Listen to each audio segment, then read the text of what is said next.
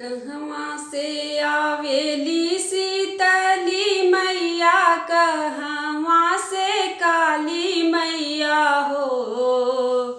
सखी हो कहवा से हो, सखी हो कहवा से आवेली भवानी, देखत नीक लागेला हो।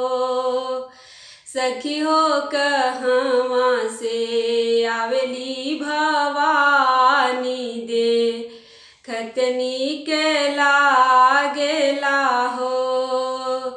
पूर्व से आवेली शीतली मैया, दक्षिण से काली मैया हो।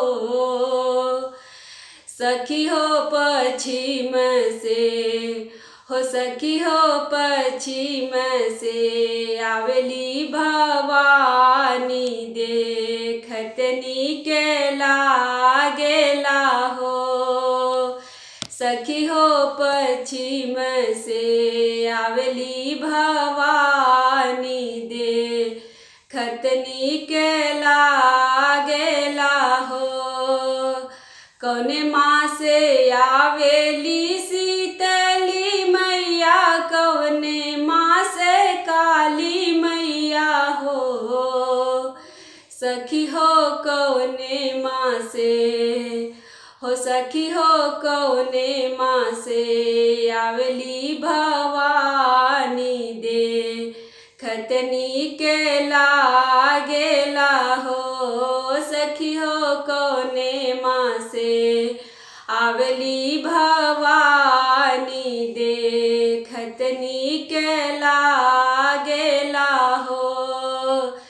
चैत माह से आवेली शीतली मैया, सावन माह से काली मैया हो।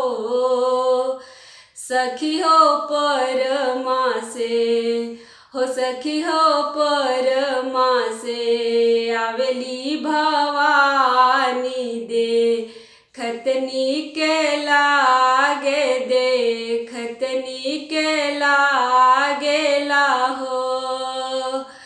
कौन चुनरिया भव शीतली माई के, कवन काली माई के हो।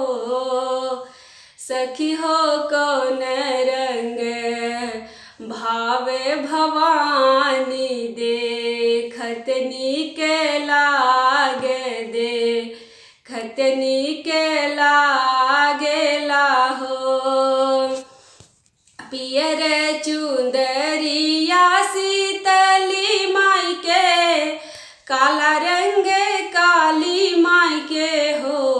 सखी हो लाल चुंदरिया भवानी, देखत नीक लागे, देखत नीक लागेला हो।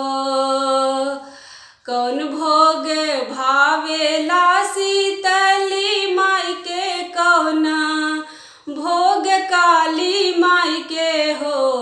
सखी हो कौन भोग हो, सखी हो कौन भोग भावेला भवानी, देखत नीक लागे, देखत नीक लागेला हो। हलवा पूड़ी भावेला शीतली माई के, नारियल काली माई के हो।